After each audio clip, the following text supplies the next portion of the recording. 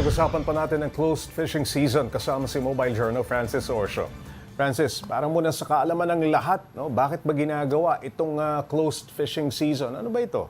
Yes, Pabs. Yung closed fishing season, yun lang naman yung pagbabawal sa mga mangingisda na huwag munang manghuli. Ceasefire muna. Yes, Pabs. Fishing ban, technically, Wala Pabs. muna. Dahil nga, kailangan ma-replenish or makapangitlog Maka-recover. ulit. Yes, makapangitlog ulit yung mga isdang naubos doon sa mga specific areas kung saan marami silang napoproduce nga ng mga isda doon. At ginagawa yon para sa susunod na season ulit ng pangingisda ay merong sapat na supply na maibabagsak naman sa merkado, Pops J. Francis, ngayong sumabay nga ang sunod-sunod na bagyo, gaano raw kalaki ang impact nito sa ating supply ng isda? Pops J, libo-libong tonelada yung mga hindi kasi nahuli nung kasagsagan ng 6 na bagyo na sunod-sunod na tumama dito sa ating bansa. Kasi matatandaan din natin na yung Philippine Coast Guard mismo, pinagbabawal nila na pumalaot at mangisda.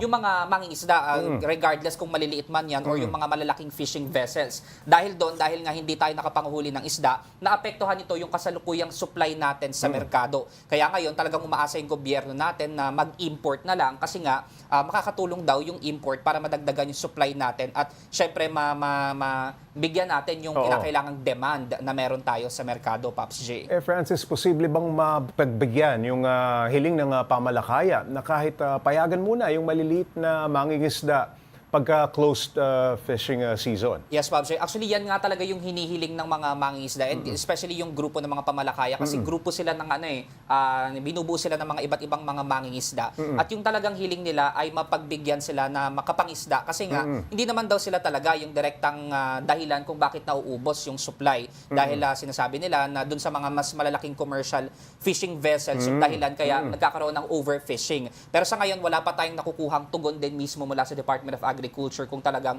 mapagbibigyan yung kanilang hiling kasi nga kung hindi, talagang apektado yung kanilang kabuhayan kasi bawal silang manghuli, wala silang kita, Pops J. Walang kita at walang kakainin yung kanilang Yes, mga Pops J. pamilya. No? Ilang buwan ba itong closed fishing season usually, Francis? Pops J, nagsisimula kasi yan sa huling quarter ng taon. Ngayon, nagsimula na siya ng October pero sa ibang region, may iba na nag-umpisa ng November, tapos ngayong December. But generally, natatapos daw yan ng February and March. Mahabang Ganon mga panahon katagal yun, yung kumbaga petsa or period kung na hindi sila pwedeng mamalakaya. na hindi sila pwedeng mangisda, Pops J. Paano tinitiyak ng pamahalaan na napapangalagaan ang kapakanan ng local suppliers kahit mag-i-import tayo ng isda dito sa ating bansa? Actually, Pops J, wala din tayong malinaw na tugon from the Department of Agriculture. Pero yun yung pinaka reklamo din at hinaing ng mga mangingisda na sana nga ay although wala pang ang katiyakan mula from DA kung papayagan sila, pero yun yung nirereklamo nila na sana nga ay mapagbigyan na sila kasi nga kung hindi talagang Gutom talaga doon sa mga pamilya ng mga mangingisda, Pops. Maraming salamat, Mobile Journal Francis Orsio.